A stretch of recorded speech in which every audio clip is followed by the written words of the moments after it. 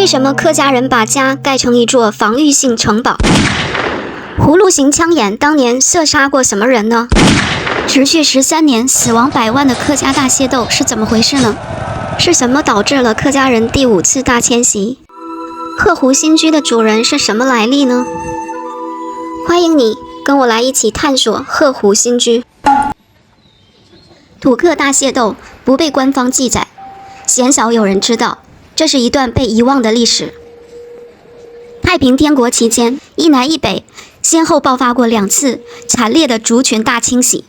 北方的叫陕甘回乱，使西北回汉两族大仇杀，人口损失2000万；南方的叫土客大械斗，是广府人与客家人激烈械斗，规模之大，实所罕见。土人是清代广州土著，一般就是被称为广府人。他们的由来和客家人也相似，都是由中原南迁，只不过他们南迁的比较早，因而算土著。嘉庆25年，客家人因为人口膨胀而大量迁入广东东部、广东西部地区。比如鹤湖新居的主人本来是云姓，周朝的时候有子孙被封在今天的湖北宜城，称为罗国。公元前690年，罗国被楚国所灭，罗国人南迁至汨罗江，以国名罗为姓氏。唐5年878年，罗氏后裔为避黄巢之乱，举家迁至今天的赣州宁都。数十年后，这一支又迁到福建汀州。南宋1262年，罗氏迁居广东兴宁。乾隆23年1758年，鹤湖罗氏的开基主罗瑞凤从兴宁迁至今天的龙岗一带。客家先民在迁移过程中，为了对付迁移途中的强盗、土匪及不欢迎他们的土著，客家人的家族均是半军事化的组织，性格上气争胜。女的不缠足，都是大脚婆；男的都是半军事化的战士，极具攻击性。同时，客家人十分善于建筑防御工事，客家人的土楼和围屋都是明正。而且客家人之间也存在着极端残忍的乡族械斗，比如鹤湖龙氏开基主初到龙岗时无地无产，挑起箩筐从小贩做起，省吃俭用。10-20年后，与2个儿子一起开酿酒作坊，开杂油坊，养猪、务农，白手起家，购田万顷，置商铺100余间。嘉庆年间，罗家年轻人与同是客家人的曾姓发生冲突，据说是曾姓人来此偷摘龙眼，罗家人失手把曾姓人打死。为了平息矛盾，罗家将上虚围赔给了曾家，搬到了当时尚未完工的鹤湖新居。鹤湖新居建成后，罗氏势力壮大，逐渐对附近同是客家的异姓形成压迫。黄氏为了跟罗家隔开，建起一道墙壁，但罗氏认为妨碍了自己的风水，很快就拆了墙。黄氏不得已将剩余的地卖给罗氏后迁往6约。鹤湖新居前面曾有商号曾广兴的曾氏，也把地卖给了罗氏后搬走。远在鹤湖周边的乌、杜、朱等小姓也渐渐消失。清末，广东经济破产。咸丰年间，广东天地会总暴动，起义士兵以头戴红巾为记号，因此也叫红巾军暴动。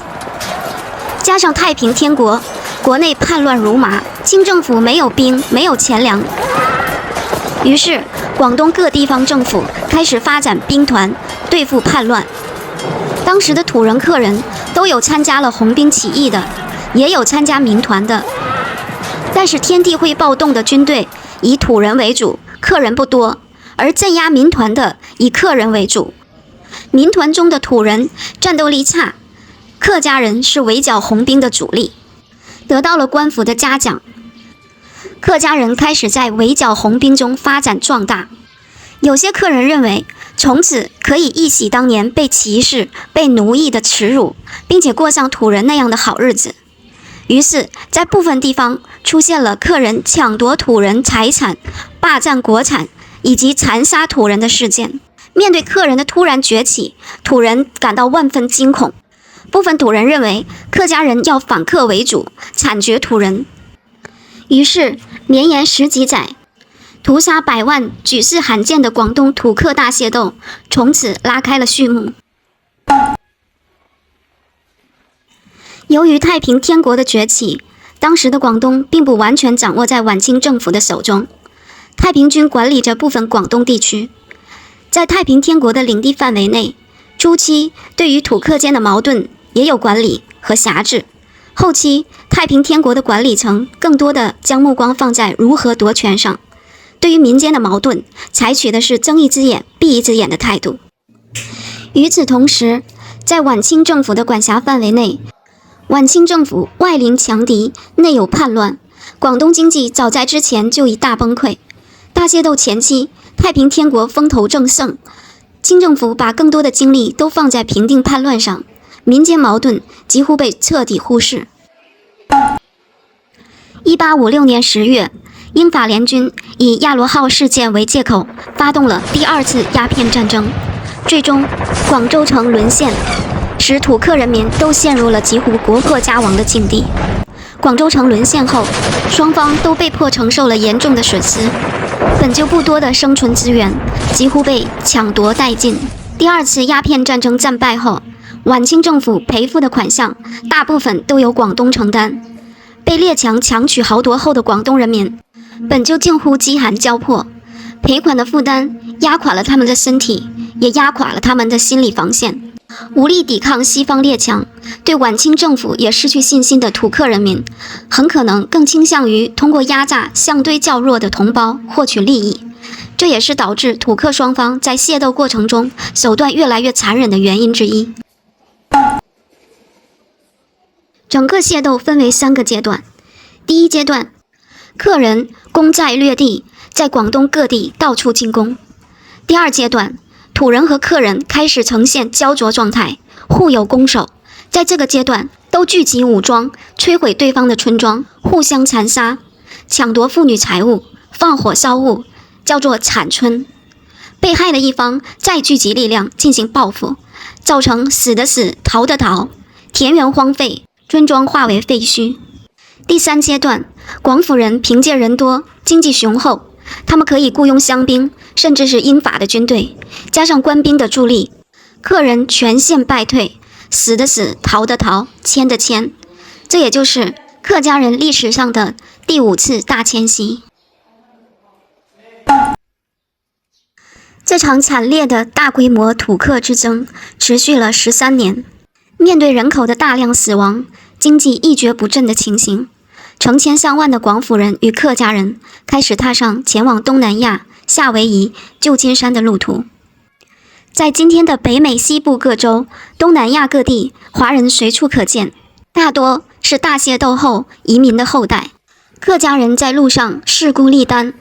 多有为土人所虏获，除杀戮外，会选择年轻男子卖往南美洲秘鲁、古巴等地做苦工，名曰卖猪仔。当时也有不少客家人因流离无依，自愿到澳门卖身前往外国，试图通过这种途径做工得工资，以周济给亲族。这期间被土人掳卖或自卖前往南美洲的客家人大约2到3万。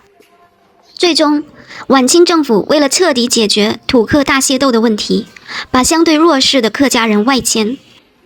这次迁徙也被一些学者认为是客家人的第5次大迁徙。由于这是政府出面组织的迁徙，珠江三角洲地区客家人数量大幅减少。例如4邑地区，土客大械斗前，客家人约占当地总人口的1/5，而土客大械斗结束后仅占3%。客家话也因此失去了在珠江三角洲进一步发展的可能。与之相反的是，粤语迅速在珠江三角洲占据了优势，甚至在部分客家人更多的村落，也渐渐开始用粤语进行沟通交流。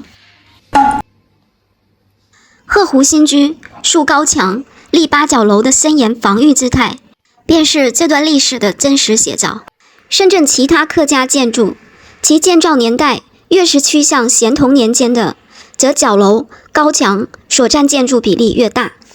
鹤湖新居由内外2围环套而成，内围为方形，外围呈梯形。包括围前和平、岳池，共占地24816平方米。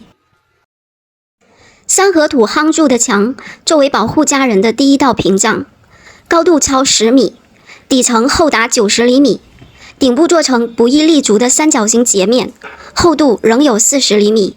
良好的选材与精湛的工艺使墙身异常耐久，历经200余年的风雨，墙身仅有轻微开裂，墙面也较少有风化留下的坑洼。外墙上均匀分布的花岗岩枪眼，依稀述说着当年动荡的社会局势。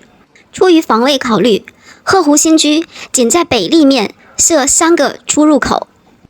内围与外围各设角楼1座，全屋共有8座角楼。围前敞开的空间称为和平，用三合土铺就。和平前的半圆月形月池，直径达85米，池塘两侧各有花岗石旗杆座1副，古榕树1株，布局合理，气势恢宏。鹤湖新居原址是个小山坡，山下有小湖，经常会有白鹤飞来，在那里戏水嬉戏，于是新居便以鹤湖命名。鹤湖新居工程分2期，由3代人建成。乾隆末年是鹤湖新居第1期工程的建设时期。早在鹤湖新居之前，罗家就已经有财力建屋，从白手起家，仅10余年，通过耕种、经商完成了原始积累。罗氏宗族在嘉庆、道光年间开始了全面发展。鹤湖罗氏创办的宜晏学堂是当地知名学府，不少围外的子弟也被送来读书。罗氏宗族一代即出4名读书人，其中2人做官，逐渐宗族学堂设立的必要性和优越性。由此，深圳客家获得了权力与财力的同步上升，进入了全盛时期。咸同年间，土客大械斗爆发，严重打击了罗氏赖以生存的农业和商业，继而降低了族人的教育力度，全方位的倒退，使得罗氏家族很快走向了衰落。这时也是鹤湖新居2期工程的建设时期。罗氏宗族代表的深圳客家以如此之快的速度由盛转衰，直接反映在建筑上。鹤湖新居2期工程高墙、角楼尤盛1期，说明当时土客相争局势愈发严峻，而面积虽大，建设完整度却大大不如内围，应该是未料到衰弱来得如此之快，已无钱大兴土木了。清末至民国是罗氏转型的时期，家族发展重心由农耕、经商、从官逐步转为下海淘金、从容为主。深圳客人下南洋，赴南美之风始于同治，而盛于光绪年间。南京条约后，清廷被迫开放海禁，并同意各国自由雇佣中国工人。至光绪时，南洋沿海地方如新加坡、孟加拉等，中国工人有数10万人。正处于衰落期的罗氏大量子弟赴外发展，为罗氏带来了侨汇的输入，拯救了罗氏已经崩溃的农耕经济，直到清朝覆灭。民国年间，罗氏子弟纷纷由考取功名向入伍参军方向转型，在出国发展和从容2条道路上都创造了相当的成绩。鹤湖新居是深圳客家建筑的代表之作，它在深圳土地上经历了数百年的发展历程，鉴于乱世，创造了独特的防御型建筑类型，从清初到民国，贯穿其历史兴衰点，不愧被誉为客家第1围。望楼与角楼是客家围屋主要防卫性建筑，在土客关系紧张的年代，用来发现和击退来犯的敌人。1938年10月12日凌晨，日军在大亚湾登陆，21日广州沦陷，11月22日日军再次在大鹏湾登陆，26日深圳镇失守，随后宝安县城南头也失守。日军攻占南头城后，为了修筑工事，强拆房屋1000多间，直到日本投降前，南头城基本已成废墟。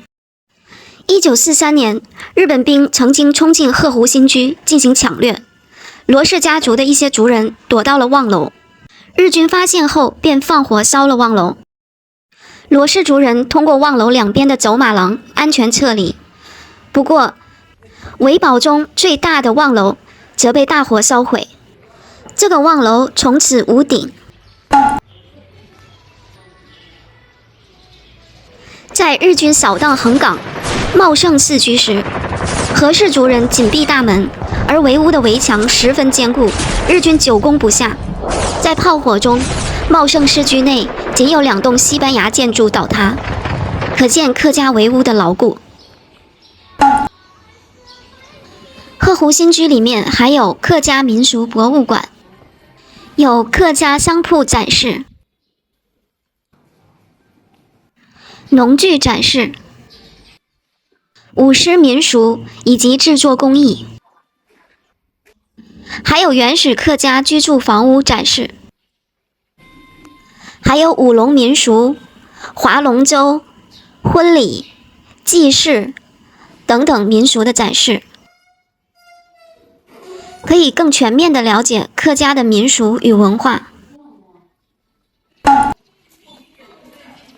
鹤湖新居位于广东省深圳市龙岗区龙岗街道南联社区罗瑞河北街1号，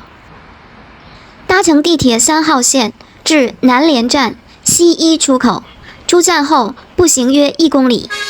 或者乘坐公交车到罗瑞河居民小组，前方100米直行，前方步行100米就到了。鹤湖新居周一闭馆，周2到周日9点到17点开放。视频到这里就圆满结束啦。如果喜欢这期视频的话，请点赞关注，您的支持是对我们最大的鼓励，感谢。